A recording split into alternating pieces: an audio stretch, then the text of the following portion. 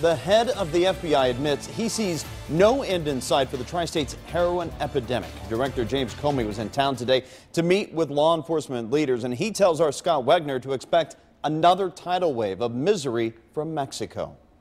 A daily occurrence around the country and right here in the Tri-State. Heroin overdoses play across the news like a Gordian knot, seemingly unending and nearly impossible to unravel. The problem is even vexing the top levels of law enforcement as the FBI struggles to come to grips with an epidemic that has skyrocketed on our streets. I don't see an end in sight, frankly. James Comey was sworn in as the Bureau's director just as the country was seeing a nearly 300% jump in heroin-related deaths. Heroin is as available, it's cheaper than buying pills on the street, so why not use it? And of course the consequences are devastating. He says his agents are taking the fight to the traffickers' drug supply pipeline. So at the national level, we, working with the Mexicans, have to disrupt that production and that transportation.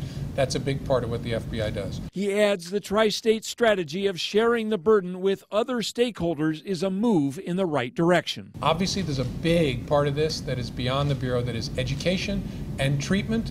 That has to be a part of this, especially because of the way the plague's affecting kids. But even as law enforcement fights to get a handle on one poison, he says there's another tidal wave bearing down on the Midwest. It's methamphetamine.